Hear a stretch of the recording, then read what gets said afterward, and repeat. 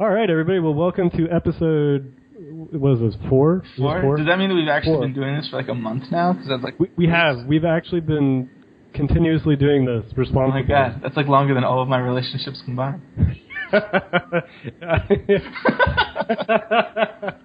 Yes. Yep. Well, yes.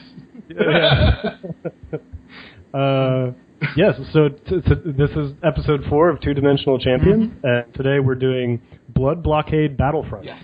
Which, for the purposes of at least my own sanity, I'm just going to call Battlefront. Or I really want to just call it BBB.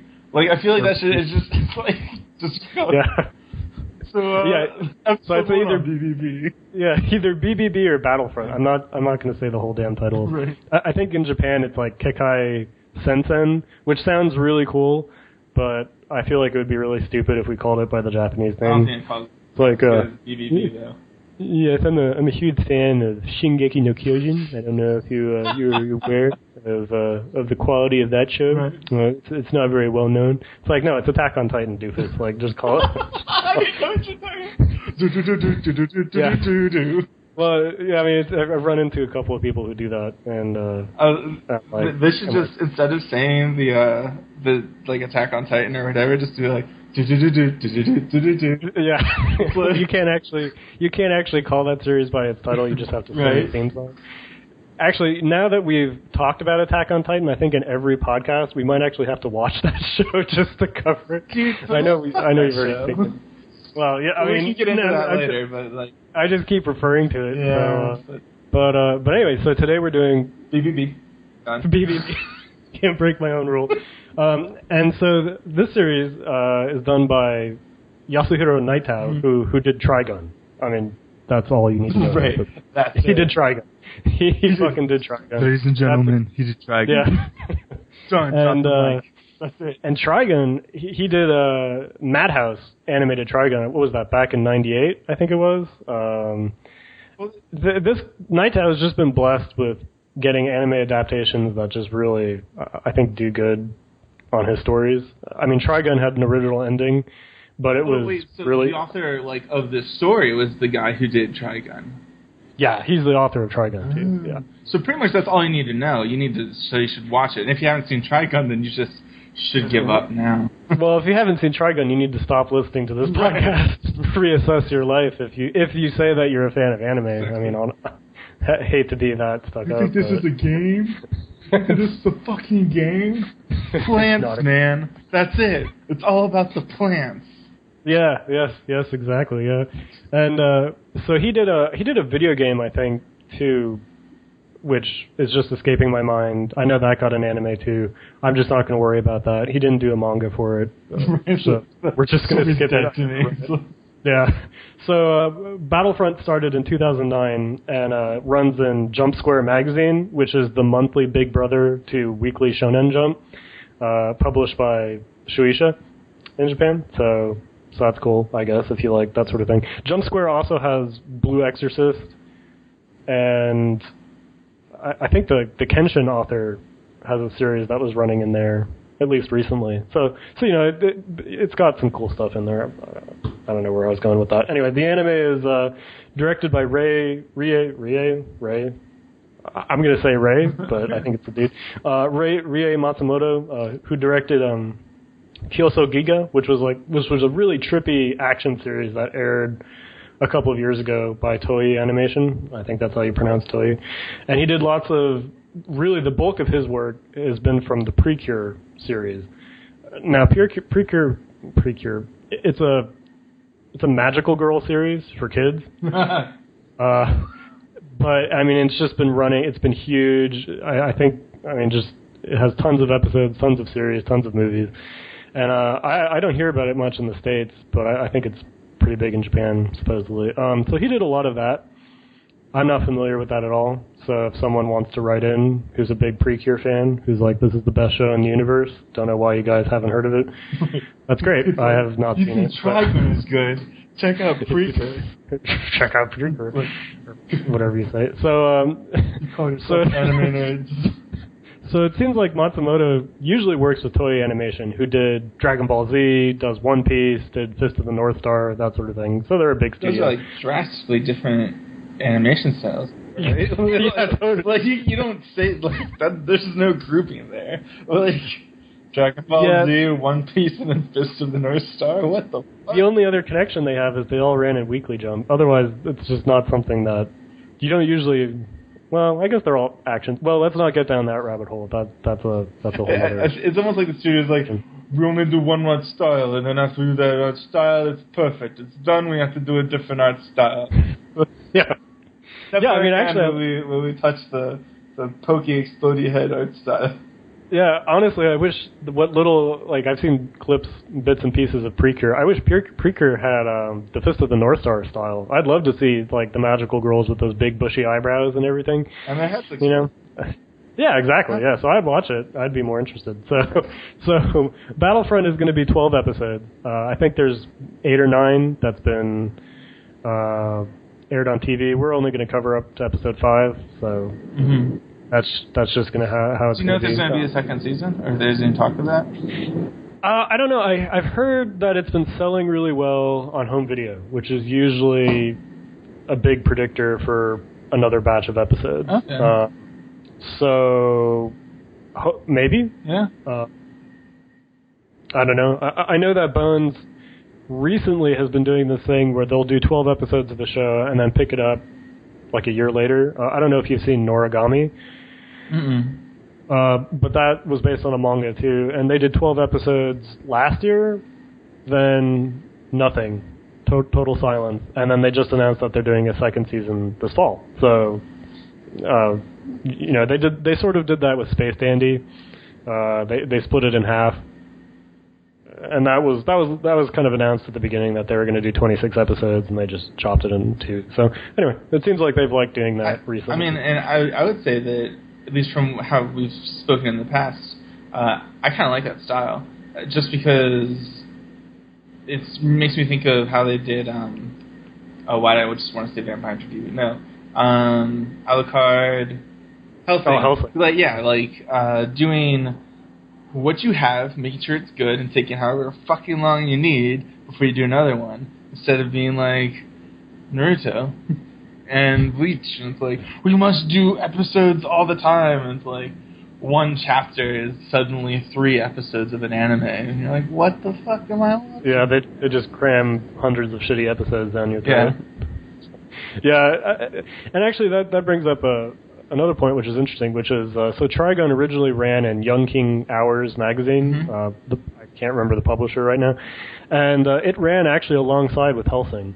Really? And and then after that, what was interesting is when Trigun and Hellsing ended, Kota Hirano, the author of Hellsing, his new series Drifters is in Young King Hours, and it's interesting that that's a monthly magazine, and I mean it's just an interesting point that Night has switched magazines and whole publishers. He's now in Jump Square, so there's nothing else to that, Right. I don't know if that's like a tale of intrigue or something, but.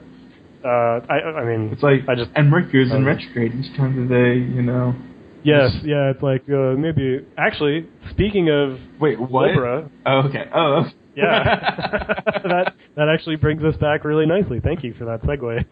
It was intentional, I swear. Yeah, so Battlefront focuses on Libra, and as opposed to the celestial formation, and so Libra. Actually, do you want to talk about this whole thing? No, by all means, yeah. Like, I watched this, and I did watch these episodes, but did I follow them? Like, did they enter and stay in a way that made any sort of sense to me? Not so much. Which I think is great, but I just can't explain it. So, by all means, tell the audience and me, please, about Libra. I don't fucking get it. Well, let me try. So basically, Libra is a crime-fighting organization, and the city that they're focused in is called Helsalim's Lot in the anime. And interestingly, in the manga, it's Jerusalem's Lot. So make of that what you will. Do they hand out black labels? Yeah, yeah. I mean, I guess if you're into the whole conspiracy thing, I guess Jerusalem's lot is a lot more interesting. But so this Hellslim's lot, which we'll just call it that because we're going by the anime mainly, used to be in New York, and as anybody who's even visited New York knows, a lot of shit goes down. Yeah, this is really. I actually didn't see what was different from this place than the usual in New York. I mean, right? Honestly. But basically, 3 years before the anime begins, a portal to the world beyond was opened and totally fucks up the city. Now you've got monsters everywhere, and basically this group of I guess it was like magicians or something from both worlds kept the hole between worlds from opening up even more. So they've kind of trapped it just in New York, which I guess sucks if you live there. So at this point, 3 years later, everybody's gotten used to all of this paranormal shit. It doesn't even, nobody bats an eye to it. You know, it's just like, you know, shit blows up. Everybody's like, well, you know, and what's actually one of the fun parts of the show is they'll every once in a while tell you casualty lists, you know, like hundreds of thousands of people were killed in the aftermath of this battle. But there's nothing dramatic made of it. They're like, yeah, shit ton of people died. Oh well. Yeah. What was it like? I think there was one scene where he was like turning onto a road, and it's like on this road you have a 20% chance to live, or like something. I don't know. It was like there's a lot of small clips and like blooper whatever things in the anime that I've noticed. Like my eyes will wander to the background. I'm like, wow, there's like relevant shit going on back there. It's they're not even talking about it in the foreground. Yeah, one of the cool things that I liked about the show is how much is going on in the background. I mean, they really, I think, tried to make the city feel very, very alive, so to speak, even with all the monsters and stuff. Right. So that's the basic story. And Leonardo Watch is the main character, and he's this kid who's into photography who comes to Hellslim's lot to find out what happened. He got these eyes, basically, which are the all-seeing eyes of God, which lets him, basically, he has access to a variety of ocular powers. He can see all sorts of shit that nobody else can. And he doesn't have any other abilities other than that. He can just see cool shit. And this eyeball ability was given to him when he and his family were visiting, I think it was like the outskirts of the city, so they weren't in Hellslim's lot. They were just looking at it. And this monster appeared and asked him and his sister, hey, who wants these eyeballs? They're going to be important. Or something. Right. And sacrifice or something? Or? Yeah, so his sister was born, I think, being unable to walk. She's just ill. And the sister, before he's kind of, I guess, speechless, from what I remember. Mm-hmm. And the sister's like, yeah, take my eyesight.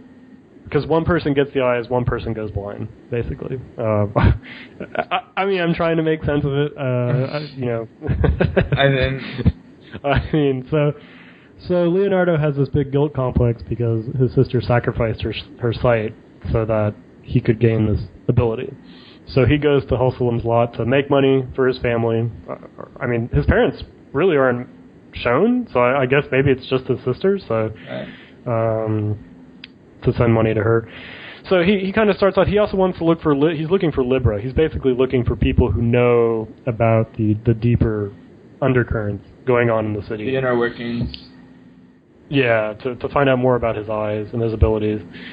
So he runs into Zap Renfro, who's actually really fun. He's a total pervert, and he's another member of Libra. He's the master of the Big Dipper blood fighting style. So all of these Libra members, except for Leonardo, use a certain kind of blood fighting style. So they can do something cool with their blood. And Zap turns it into swords and, I guess, strings or something, and he can light them on fire, and he can incinerate bad guys. It's pretty cool. And Zap he's constantly trying to defeat the leader of Libra, whose name is Klaus von Reinhardt. He's the giant gorilla. Yes.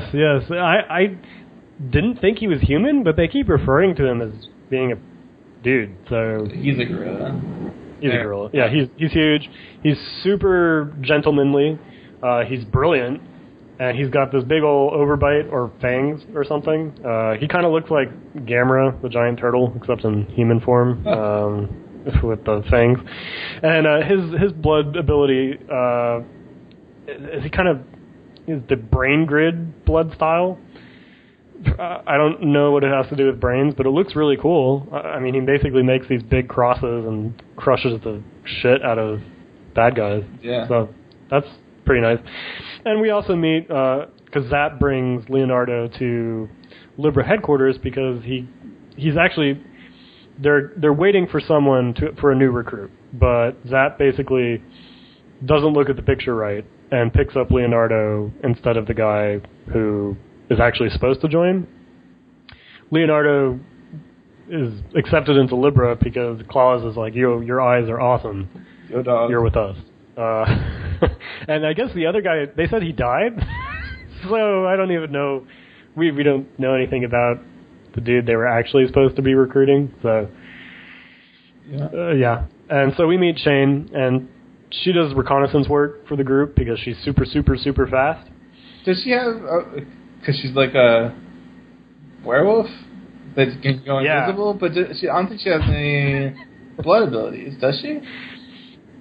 No, I don't think... I guess I take back what I said earlier. They don't all have blood abilities. Yeah, you're super right about that. She just moves really quick, and apparently she's a werewolf. That's not covered in the anime, or at all. Like, we just don't know much about her. So she wears suits, she's fast, she's a little bit sadistic, she picks on Zap.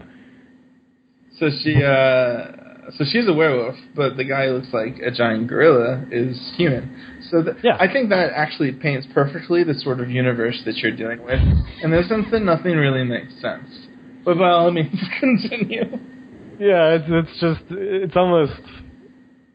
The author is just doing whatever the hell he wants. Yeah. It's like, sure. Or created a universe in which he could do whatever the hell. Oh, yeah. So... We basically what precedes this meeting between Leonardo and Zap is that he has this camera because he's a photographer and he's taking pictures of shit. And the sonic speed monkey steals his camera.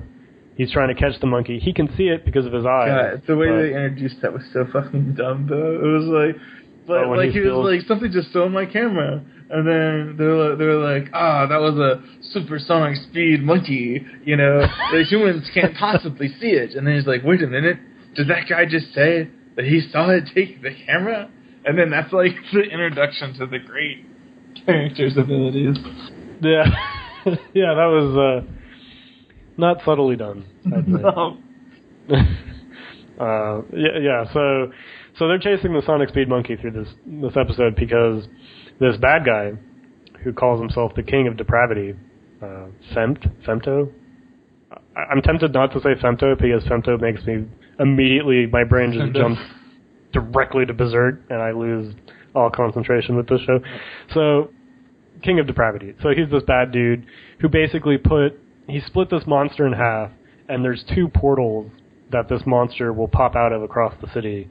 And if they join, something bad will... I mean, it's just bad. Basically, it's just killing a lot of people. There's panic, and one of them is on the sonic speed monkey. It's revealed to be on a flea on the sonic speed monkey, so when they track it down and catch it, Leonardo doesn't kill the sonic speed monkey because he uses his eyes to see the flea. Yeah, I wasn't particularly impressed by this. I mean, it was interesting. How do I phrase this better? I like the series, but none of the episodes are really like, that was a good... Well, not many of the episodes are like, that was a really good episode. Like, this one, it just seemed so, like, typical, but the way that everything was done was so ridiculous, it was entertaining. Does that make sense? Yeah, that makes perfect sense. Yeah, I just didn't think the first episode stood out very well narratively. I mean, it's just not it's just not super engaging. I mean, it was cool. It's very flashy. The animation is great. The opening is fun. And actually, the fight between Zap and the monster that pops out of the portal, I thought was really, really well done. That really quick battle scene, beautifully animated, awesome. I was really into it. The music was great. But the story, I mean, just like you said, with the whole thing with the Sonic Speed Monkey at the diner where it steals his camera and all that, I mean, it's just not a story that... You just don't get particularly excited about it. No, it doesn't get your blood pumping. But... It's telling you it's cool, and visually it is very cool. I mean, the art is amazing, but... I mean, as the whole series goes, I mean, if we're starting to go into episodes, I'm just wondering what your general impression was of the series. Like, did you like it? Yeah, I mean, I was going through characters, but actually I was thinking that it made more sense to just kind of start getting into the story as the characters, as opposed to just going down a list of characters. Right. So that's why I'm kind of moving more into episodes. The first episode, it's cool. I mean, it's cool, but it doesn't get my blood pumping. It doesn't really... the fight was awesome, but I couldn't really tell you... If it was just based on the first episode, I would just be kind of speechless. I'd be like, well, it could be good. I guess. I think that I completely agree with that statement of it could be good. Like, throughout the first 5 episodes or so, the series itself really made me think of Cowboy Bebop. And the reason of that is that Cowboy Bebop sort of developed this universe where things just happened. And it was kind of weird, like, what was it? There was the first episode when there was the guy that had the spray in his eyes so he could, like, dodge bullets because he could see them coming. And then, like... Yeah, the red eye drug. Right, which then, like, was brought in. It seemed like a really key component to, like, the storyline. And then, like, they never really brought it up again. And then, later down the road, there's, like, people fighting over eggs. It's been a while since I saw the anime, and then everyone was getting high and like talking to plants or whatever. Like, but that's like that sort of storytelling. I feel like is really akin to the storytelling in Blood Blockade Battlefront or BBB or Battlefront, whatever we're calling it. And I think it's great because it's interesting rather because I'm not like super captivated by it. But it keeps me curious, and I feel as though it has the potential to develop into something really good in the later half of the series. Similar to, I would say, Trigun and Cowboy Bebop and those, like, earlier classics. Like, this anime makes me think of, like, a classic anime. It does, which is funny that the first episode is kind of a dud narratively, because I totally agree with you.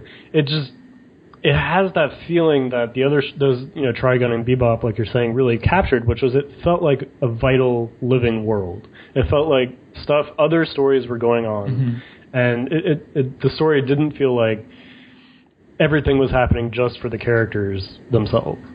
Like you had the plot with Spike that was going through the story, but everybody had their own stories, and the world had its own stories. So they felt more a part of the world than the only thing happening in that world, right. Which I think is, like, for example, Triage X, which we watched, it kind of assumes that it's just our world when it clearly isn't, and the only thing happening in the world are the combat nurses. Right. I mean, there's nothing else going on. So Battlefront, just by the first episode, it's interesting because just like those classic shows, you see the world building, and I'm blown back by it. I mean, like you said, it fits right in with those classic programs. And the second episode, honestly, same effect. Great world building. The narrative just didn't pull me in. Right. The animation was good, and all the production of this series, I think, is just top notch. Stunning. Yeah, I'm a big animation nerd. I don't really pay attention to music, but I remember a few times I was like, wow, this is like really good. Yeah, and the music is very reminiscent of Cowboy Bebop as well. Very jazzy. Yeah. Very well produced. Yeah. Episode 2, I'm not even going to talk about the story, frankly, because I just wasn't interested in it. But what was cool is I really enjoyed Zap hunting. Leo basically gets a job delivering pizzas. That whole scene was great. And it turns out that all the pizzas he delivers get either intercepted by Zap or are delivered to Zap. And you get this really hilarious montage where Zap is really going out of his way to hunt down Leo Right. just to get pizza. And at the end of it, you learn that Zap was charged with sort of watching over Leo. So his way of doing it is this. Right. This is basically tormenting him on a daily basis. Right. That scene was done just really well. Like, just a really honestly funny sequence.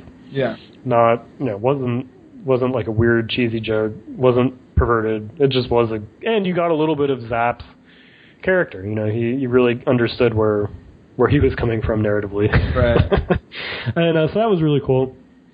And then I think we might start to venture into just talking more, and then so there might be spoilers if we didn't spoil anything, whatever, in the future. All in all, I think watch it. It's worth watching. It's not like groundbreaking, at least from my opinion, but I think it's entertaining and worth the view.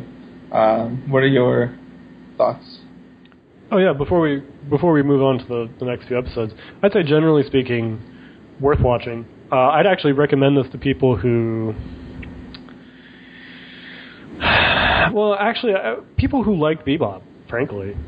Look for something a little different. I mean, this is different in tone. I mean, it's not Bebop, but at the same time, it doesn't feel like a regular anime. It feels more like a show.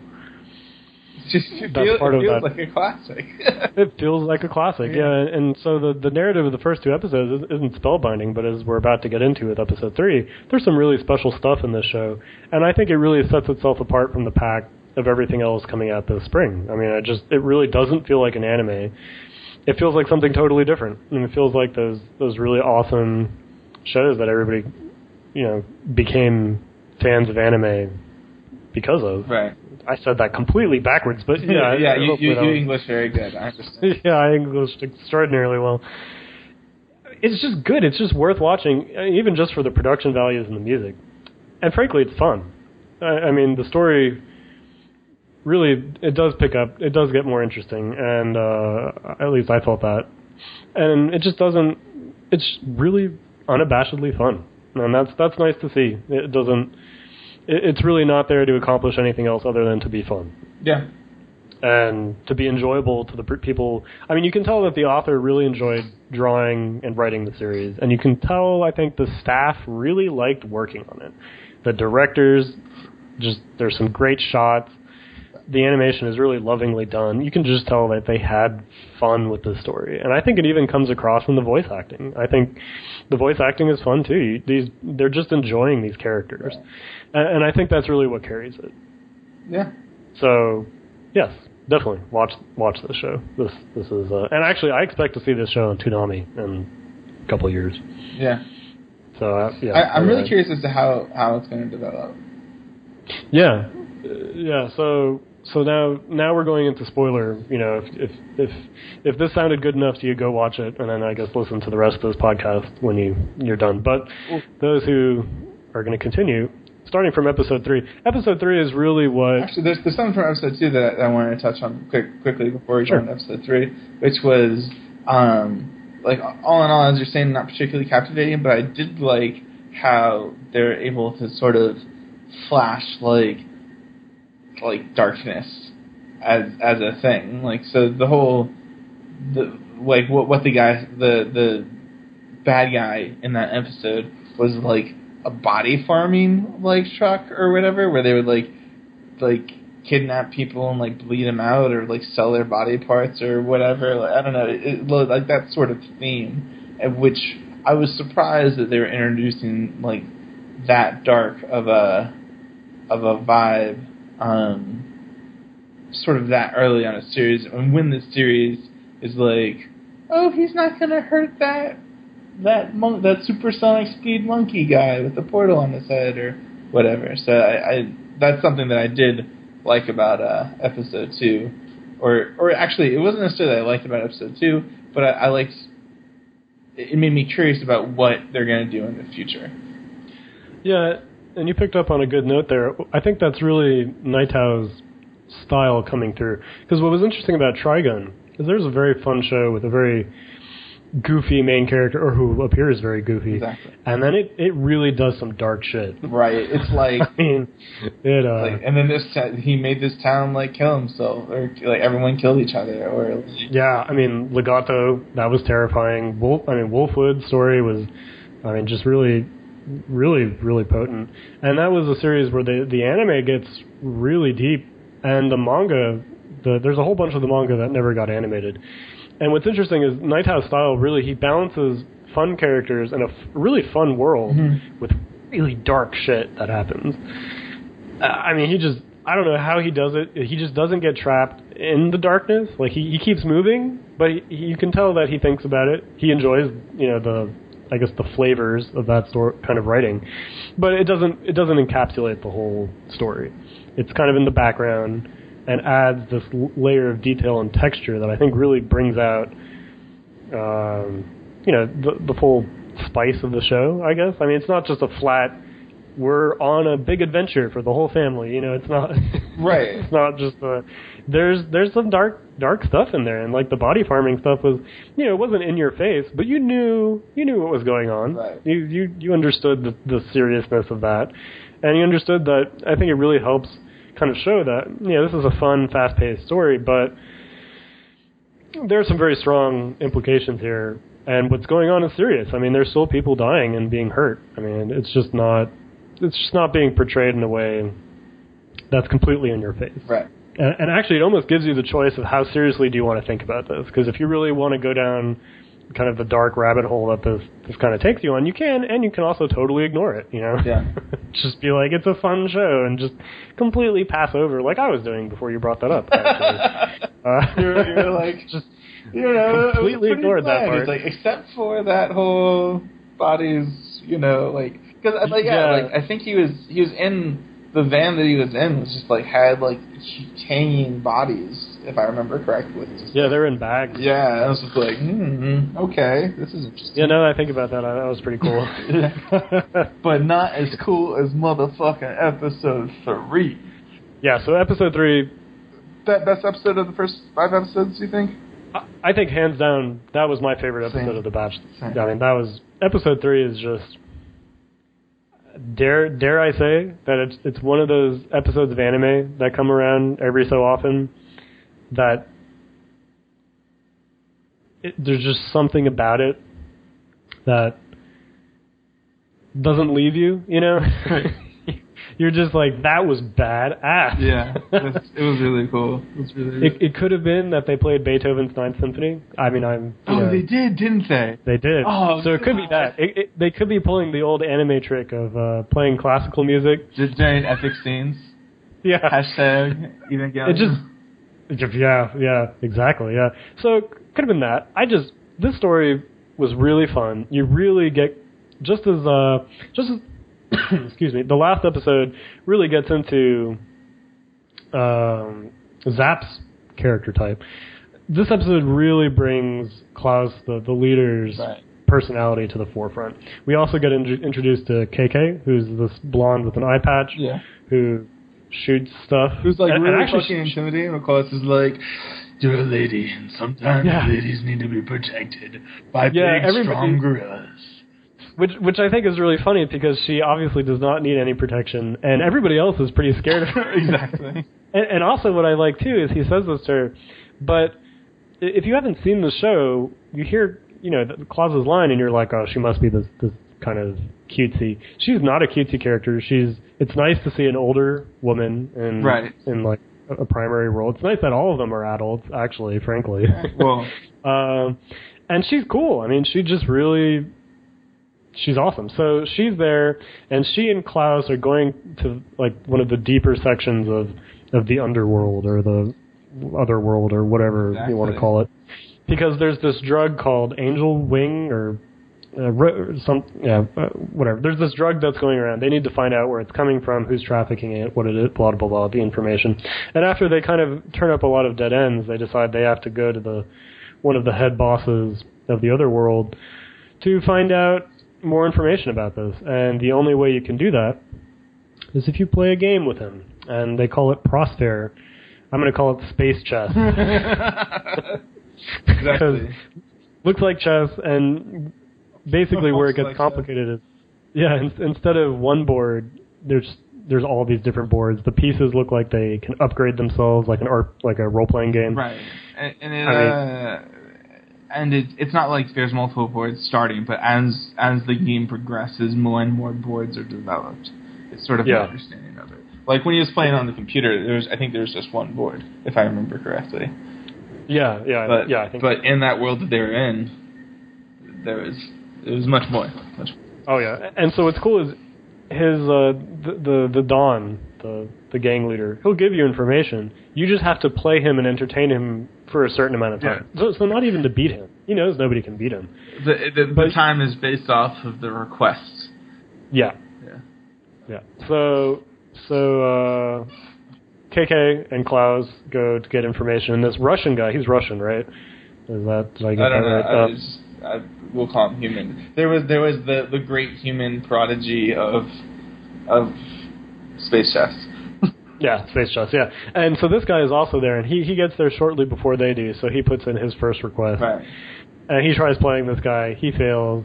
And before he dies, because basically if you don't keep your end of the deal, and if you don't play as long as you promised to, the Don will kill you. Right. So the Don's about to kill this guy, and Klaus is like, no. Right. Do not kill this guy. I will not only play for my request, but also for this guy's life.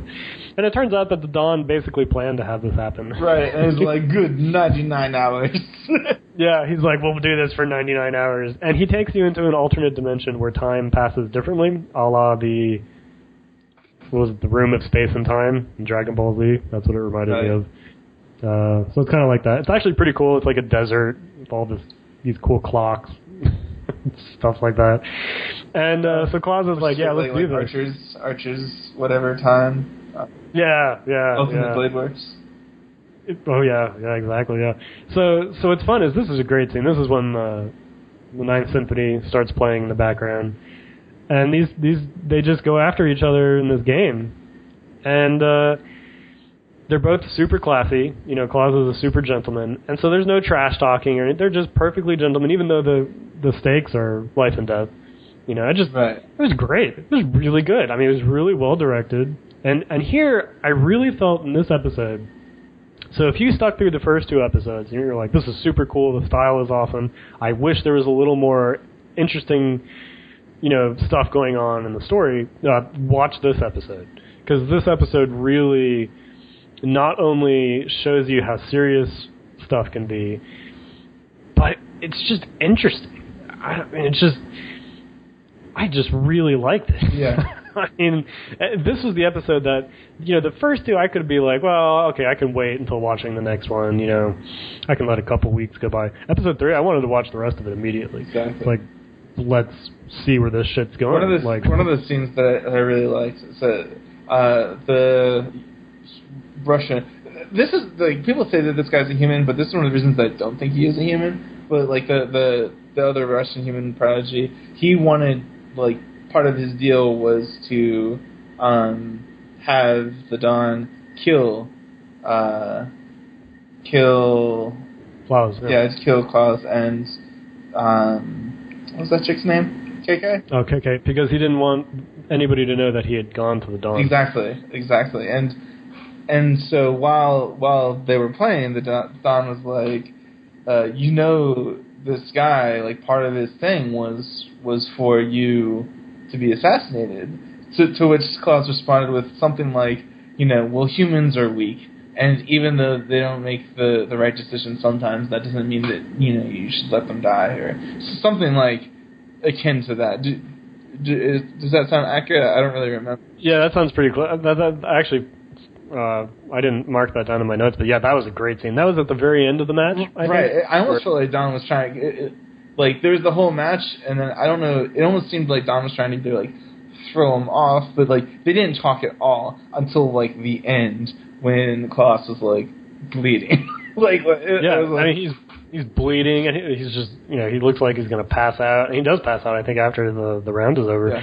That was a great scene, though, because what was cool is, I liked it because, again, you get a little bit of philosophy, you get a little bit of the human condition, it's not bashing your head in with it. You know, it's not like darkness and silence, but you know, it's still really interesting and just really, really engaging. You know, and Klaus, you really see that this guy, he's not just all life is sacred and we must protect everything in the world. He's like, no, people fuck up, and you know, they're not good, but that doesn't mean you can still just walk all over them and kill them. But that doesn't mean that I'm not going to follow my code.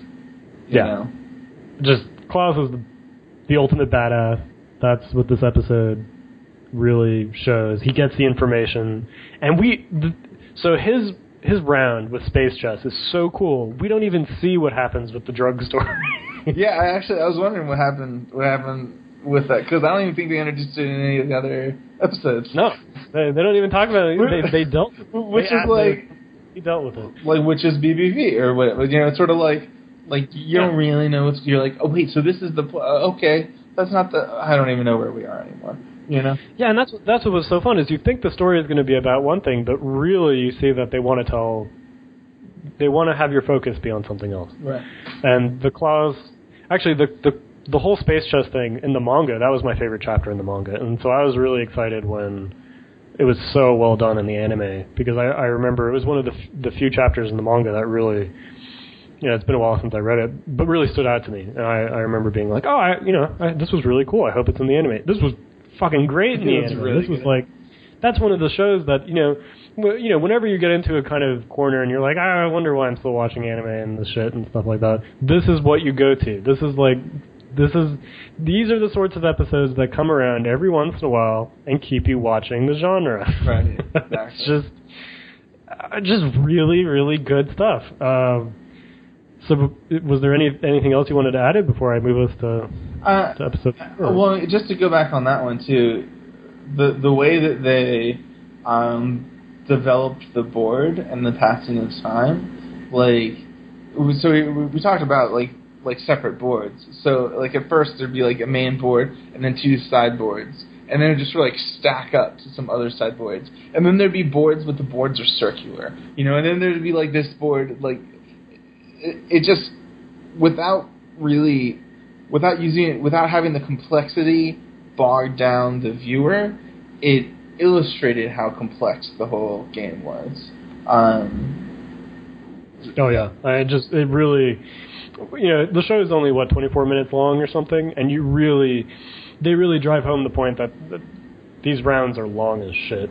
You know, this was 99 hours. It gets endlessly complicated, and visually they tell you that without having to do 6 episodes to show you that. You know, I mean, they give you the information in a very condensed form that successfully translates to the seriousness and just how difficult this game is without going through some play-by-play, you know. Right. But yeah, that was pretty much 3 very good, very nice.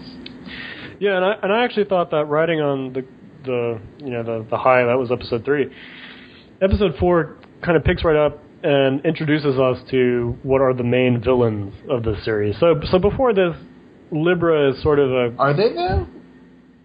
That's kind of how I feel about it. I don't know. I don't believe anything anymore. Well, like, what about the guy in episode 1? And what about the people in episode 2? And what about the drugs in episode 3? Like, you know, it's... I mean... So basically, episode 4 introduces us to the vampires. Right.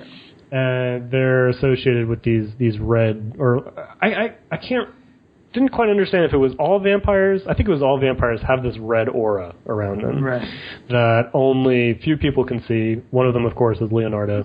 So he sees one at a subway station, and then, you know, at a party for Libra, he tells everybody. And a quick note on this party. This party is one of those scenes where you can go back and watch this 2-minute, 3-minute scene with the characters just drinking and stuff, and there's so much stuff happening in the background that... I mean, I went back to look at it, and I found something each time. And it was just really cool. It was one of those times where it makes subtitles really hard because you're trying to read, and you can tell that there's just all sorts of stuff going on in the background. That's telling you something about these characters. I remember there was a nice interaction between Shane and Sword Guy, Zap, yeah. So that was cool. And so at this party, he tells everybody he saw this thing with red wings. Everybody immediately gets very serious. And so they tell him about the vampires, how it's super hard to get any information about them. They're super, super strong.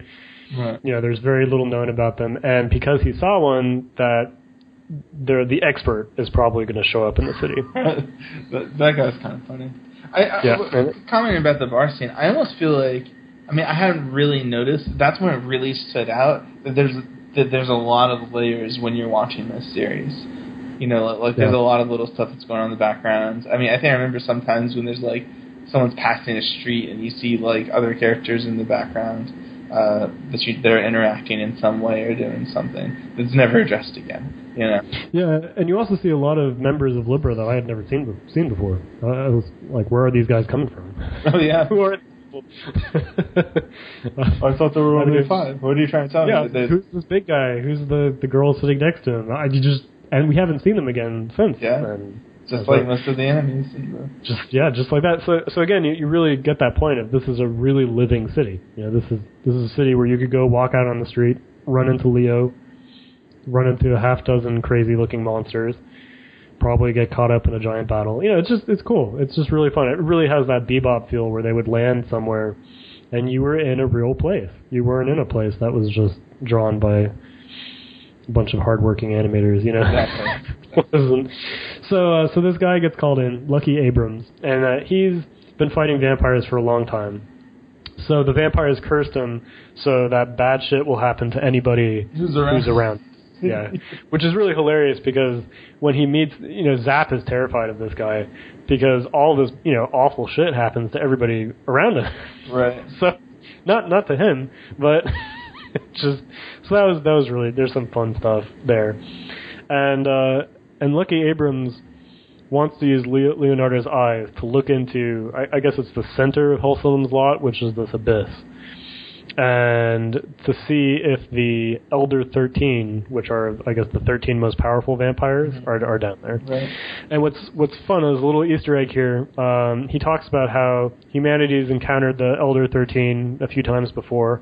One of them involved a naval warship getting taken over, and all the crew on board was murdered, and the vampire put up a giant cross on the ship, and they have a little picture from a newspaper clipping. Right. So I think this is a direct shout out to Arkard fighting Helsing? In Helsing, of Arkard fighting Rip Van Winkle on the Nazi naval battlecruiser. Huh.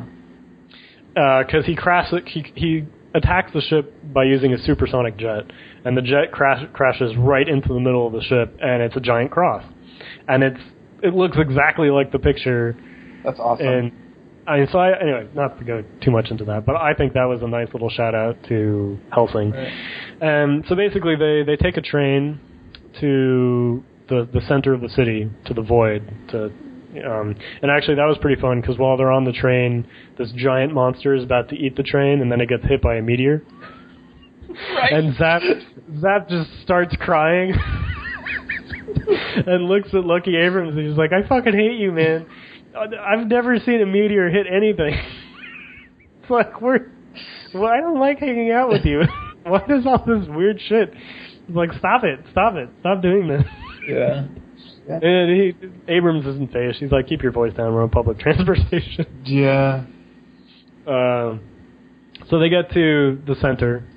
They get to, I guess it's the central train station or whatever, and they call it Yggdrasil Station, and it's actually it's the Yggdrasil, which is the great tree in Norse myth. So it's fun that's now a train station, basically. And they look into the void. Leonardo looks into the void, and instead of 13 vampires, he sees like thousands of them. His eyes look like they broke. What was it? He was like, hold out as long as you can. And he's like, no, but like a little bit. Actually, like fuck your own salvation. Just like do it until you think you're about to die, and then stop or something. Yeah, that was funny. Abrams tells him, at first, like you said, at first, be careful, and then each time correcting, saying, actually, I want to know as much as possible. You can be actually a little bit less careful. But Actually, if you die, as long as you get information, tell me. It's totally worth it. Just make sure that you tell me, while you see that information, just in case you die, keep your eyes open. Yeah. So that was fun. And so after they see that the void is kind of full of vampires, there's an attack on another train station downtown. And that's, there's a cool battle. And we see eventually when Klaus and the rest of the gang reach there, because the people fighting are KK and who's the guy? What's his Stephen A. Starfaze? Yes. He's the second in command of Libra, and he uses the Esmeralda blood freeze, and so he kicks shit and makes it freeze, which is kind of cool. Right. So they fight this vampire and they get defeated, KK and Ice Dude. Right, so Klaus and everybody get there with the train that they were on. And Klaus uses this ability to seal the vampire, because the reason why it's kind of revealed here why he wanted Leonardo to join Libra, which is Leonardo can see the names of the vampires, of the Elder 13. And if they know the name of the vampire, they can seal it permanently. Because it's very hard to kill a vampire, apparently. So that was cool. They seal a vampire. I think the other one, there was two, and I think that one escaped or something. Yeah, they only sealed one. Yeah. But I don't know. Yeah. It wasn't. It was really cool, but it wasn't very clear. Yeah. They definitely got one though, and that was fun. And they seal it. When they seal it, it turns into the tiny cross creature or this kind of thing. It turned into like a little piece of jewelry, essentially. Yeah. And so the reason why I think that the vampires are the main villains is I think they're well, I guess I should say they're the strongest creatures in so far in the world of Battlefront. And I kind of actually I won't say that quite yet because we've got one more episode to look at. But so it kind of seems like the main reason why everybody has these blood techniques and all that is to fight the vampires, because it's to kind of try to counteract their regeneration ability or something. Anyway, it looks really cool. What stood out to you in this episode? Nothing really. I mean, like the really well animated, the fight scenes, the special effects were all great. The end was weird when, like, he talked to the guy on the train and he's like, I think you already know who I am. And then he, like, was, like, talking on the phone. He's like, I'm the Lord of Destruction or something like that. And then, like, the episode's over and you don't see him again in, like, the fifth episode or whatever. So... Yeah, and that was Femto, right? Was that Femto? I don't remember. I don't think that he said his name. Or maybe he said his name when he said, like, I don't know. But Leonardo was talking to him. But he was like this kid with glasses. That was the guy the guy with the glasses. Yeah. So yeah. But it just builds on that. There's a lot of stuff going on, and you really have no idea where it's going. But yeah, I think of the 5 episodes, episode 5 actually had one little scene that I thought was great in comparison to like that was my second favorite scene next to 5, but there's some build up into it. But yeah, so like I don't. It's so hard. The way that the stories are done, it's really hard for me to like think of how everything happened. So you tell me your take on 5, and I'll interject when my favorite part. Yeah. So 5, just briefly, we get introduced to Ali Gura, who's driving this giant truck, I guess. All right. And she's looking for her boyfriend. And the boyfriend's really... Wasn't the truck, like also eating other vehicles? Yeah, it was eating other cars. Yeah, because why not, right? Yeah, why not? Yeah. So the bulk of this story is she's trying to get to this guy who's in prison.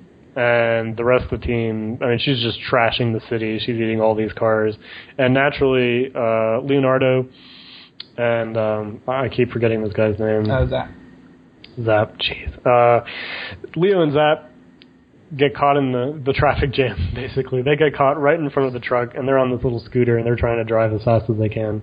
And Leo gets lost. He flies off of the of his seat and gets hooked onto the onto the truck, and he gets captured by Ali Gura. And it seems like this is Leonardo's thing. He just gets captured. Right, but the way that they like this is one of the reasons, like, you can't repeat it, but you have to why it's valuable to watch the series, because when he got like caught, like, he didn't fall into it, but he was like hanging on the side of it, and then it was going from scene to scene to scene, and he was talking, and the whole camera was like zoomed out, so you could see the full machine, but then it would be flashing an arrow, so you could see where Leonardo was and how fucking small he was in comparison to the whole thing, you know? Yeah. It's like...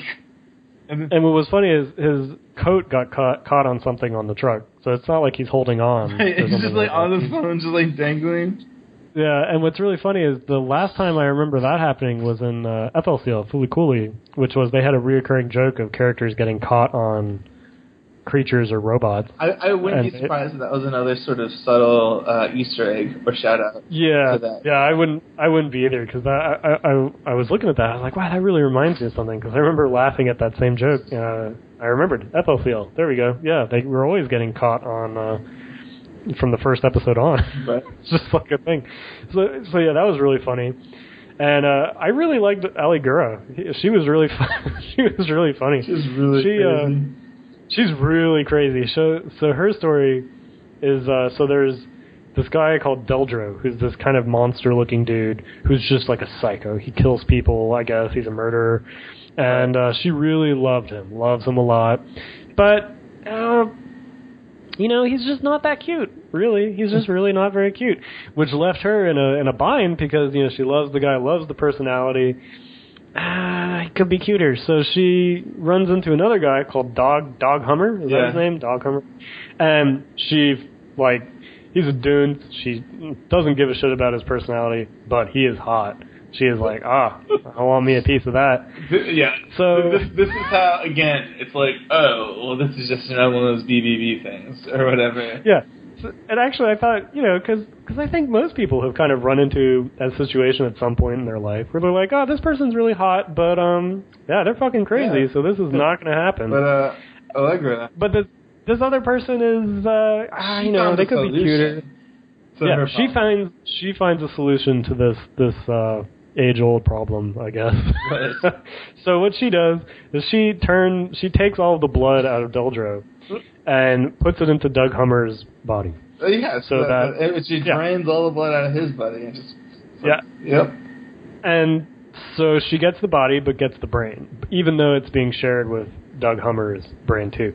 And when she describes this process, they show you this quick advertisement for, they call it something a little different, but basically Heinz tomato ketchup, and how it's made. And she just talks about how she, like, destroyed his body, and they show them, like, cutting up a tomato, you know, grinding it, and turning it into ketchup. And I guess, I couldn't really recognize it, but I guess Dog Hummer's body was a tofu container or something. I don't know, but yeah, I remember that. She, like, dumps it and just pours the ketchup in, and that's what they show you as the visual for while she's describing this process. Right, because really it's just about the same. I think makes sense. Yeah. I thought that was really great. And what was also fun, too, is Deldro has this thing where it's in the blood of Dog Hummer, but what he can do is he can cover Dog Hummer's body with his blood body to make... Basically, the best way to describe it is anybody who's read or really, you know, knows anything about Spider-Man knows about Venom and Carnage, the symbiote. Right. Yeah. And they're in the bloodstream, but then they can cover your body with a suit that makes you super strong and scary looking. Right. This is Deldro. That is precisely what this guy is. This guy is, even color-wise, he looks like Carnage, but body-wise, he looks like Venom. Yeah. So they just combine the two elements there, and that gives you an idea of what this looks like. I loved how they showed that they're both in the same body. I loved the visual kind of tricks that they use to have them talking to each other. Right. Just visually, you get some really strong stuff in this episode, and you also. Oops, sorry. We also feel like when he does the blood thing, you feel like it's a case of blood, or it's not like it's not like, oh, now you're a solid beast. It's like you just have this blood casing around you, or whatever. Yeah. And there's only so much of it, too. And they're, like, talking shit to each other the whole time. What was it? It was like, if it wasn't for my body, you would have been dead by that attack. It's like, oh, if it wasn't for blah, blah, blah. Yeah, they're just constantly attacking on each other. And it seems like they were locked in prison to keep Aligura from getting to him. It really wasn't... Was it what... I couldn't tell if he was in jail for what he did, or... Yeah, I didn't really catch that. I don't know. Yeah, but they have to get him out of prison anyway because she's heading towards. It seems like this has probably happened before, so they have a way of. Or actually, no, it didn't happen before because when they get him out of jail, they're like, "She's back, the person who did this to you." He's like, "Oh, okay." So I guess not. It seems like they had done this before. But this sort of segues into my favorite part of the episode, which is when Allegra was talking about love. Because while we didn't even talk about like the love interest for the main character, which is like a ghost, but whatever, like you do. I mean, BBB, just one of those things. But there's that one scene which is like, what you do when you love someone is you just push, and you push and you push and you push until they give up, and that's how you love somebody. And I thought that was just so great. Do you remember that scene? I remember that, yeah. Because it was just like, so this is the mind of a crazy person. But, I think the character was like, oh, I don't know. It was just really, really funny to me when I saw that. Yeah, and it was, I think it's, again, like the chess, or the space chess episode, it's just a thing where you get to see stuff that usually doesn't come up in anime, Right. I mean, just the love scenarios in anime are usually stereotypically pretty straightforward, pretty simple. And this Aligura's whole sequence, like you said, when she talks about love, she brings up a different definition of that word than you ever usually see, actually, in most forms of entertainment. Exactly. Especially, what I liked was that it wasn't a dude, It wasn't some guy going on about. I don't know. I just feel like that's usually like a bad guy character trait. Oh, like you force yourself upon them. You for like the Joker. Yeah, for like the Joker or something like that. And it was really nice. It was a girl, and she was just crazy, and she had no problems with cutting people apart, combining them, and making her perfect. And it's all for love. Yeah. Oh yeah, she loves them. Yeah. Love and resourcefulness. Yeah, I thought that was. Oh yeah, that was a great scene, and basically their whole plan for stopping the truck is each character gets to use his or her abilities to slow it down, and Deldra is just going to punch the crap out of it as hard as he can, and I guess just knock it out of the city, which is what he does. And there's this great shot where the truck is in the air because it was sliding on the ice.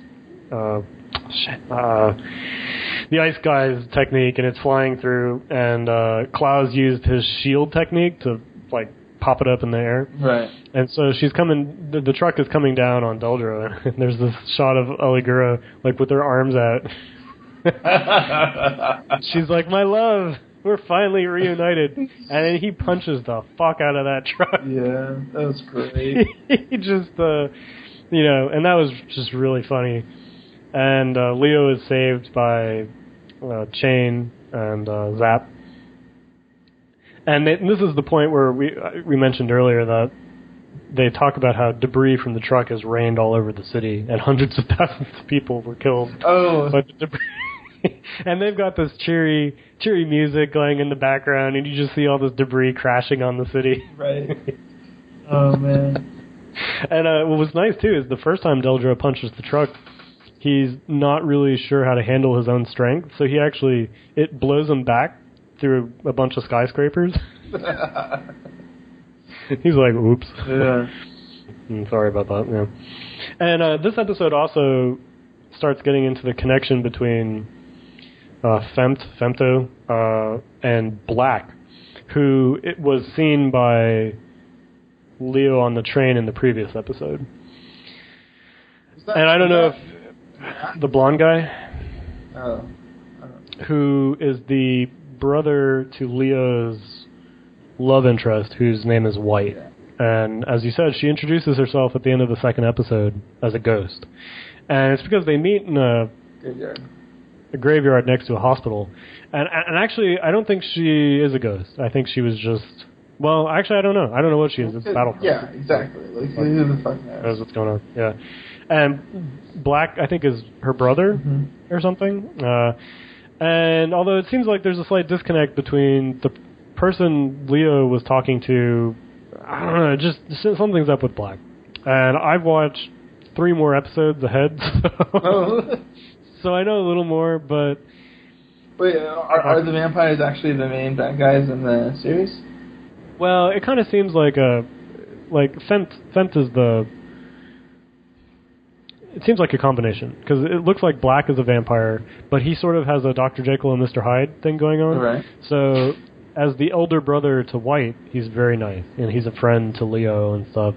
And then he kind of switches to this vampire who's super not nice, and looks like is one of the core members of the Elder 13, of course, and he's got all these plans for the city and stuff. So he's working together with Ali Gura and Femt to do something evil, of which I don't know. But still, I don't really understand what the connection to that is, although it seems like prior to Black being taken over by this vampire, he and his sister and their family were at the center of the portal that opened, that changed New York into Hellsalem's lot. Okay. Cool. Maybe. Yeah. They haven't actually talked about this, but... Well, I think, again, that's most of the series, but it's good, you know? Like, yeah. So, yeah, just to wrap it up really, really quick, Ali Gura makes Leonardo confess that he has feelings for White. So after this whole thing with the truck and Ali Gura and all that, he goes into the hospital and sneaks her out so that they can watch a movie together. Yeah. Which I think was a rather sweet way to end our 5-episode block. It was good. Yeah. So what did you think? Yeah, what was your overall feeling for this? Now that we've talked about it makes so let me finish before I say this, or before I finish. So it kind of makes me think of Black Label, except for with Black, or was that Triage X rather. And then you think of Triage X, and just since the Triage X was like pretty poor, but I feel like it could become like a good mediocre, like when you progress to this series. And with this, I feel like it's like a good, like, mediocre plus, but I think that, but mediocre is a harsher tone than I mean. It's like there's a lot of good things in it, but it's not that, like, rare anime that, like, completely captivates me and I'm addicted to it and can't stop talking about it, you know? But it's really solid. And I have a feeling that as it progresses, it can like develop into greatness.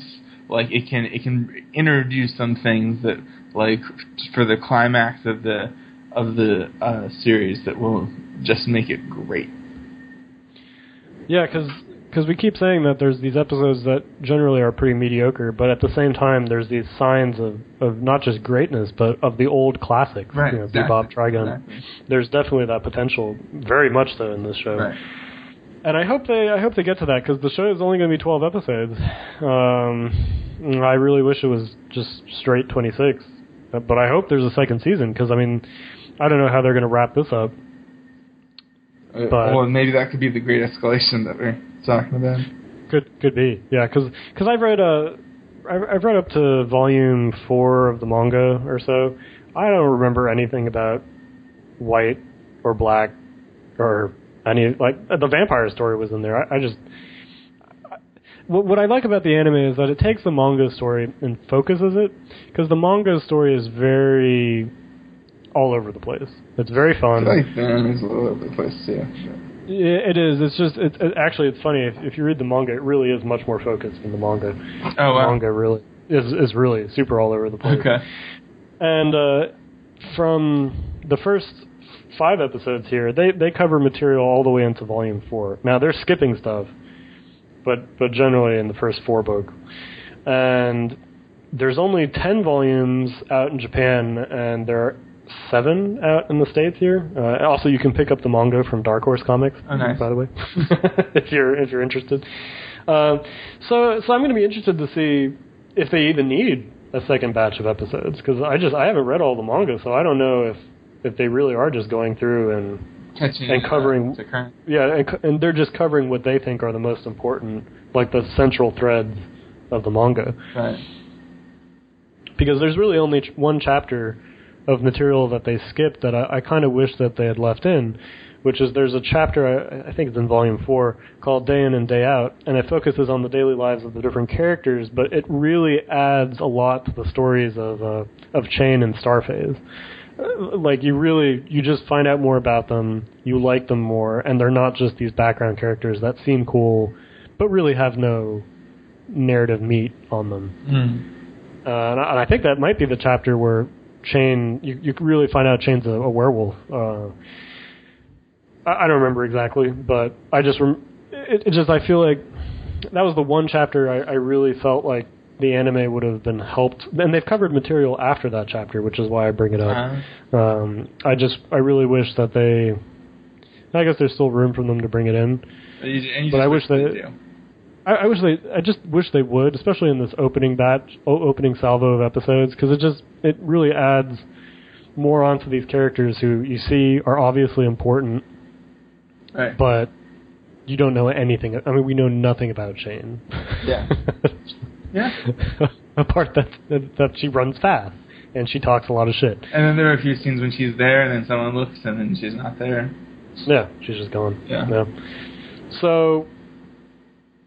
The animation is available from Funimation, so you can either watch it on their site or you can watch it on Hulu, because they've got a deal with Hulu where all their shows show up on Hulu. And the manga is available in the States, again, like I said, from Dark Horse Comics. So who would you recommend this to? And as the show, I think the show is going to be airing until June 20th or so. So are you going to be following the rest of the series? Yeah, or are you just? I hope to. Like, I mean, my month is pretty packed, but I'm planning on finishing the series. I think it's solid.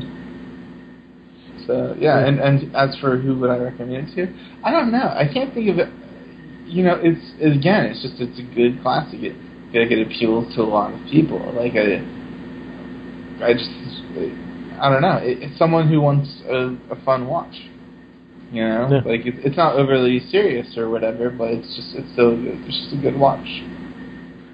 Yeah, I think similarly to what I said with Sidonia last week, I would really recommend this to people who don't normally watch anime. I mean, there's some visual stuff that goes on that might be a little hard to get used to.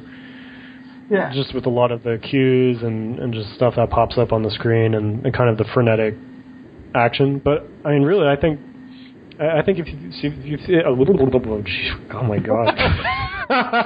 Gee, I think my brain just did a flip in my skull. I guess it's getting to be nap time for me.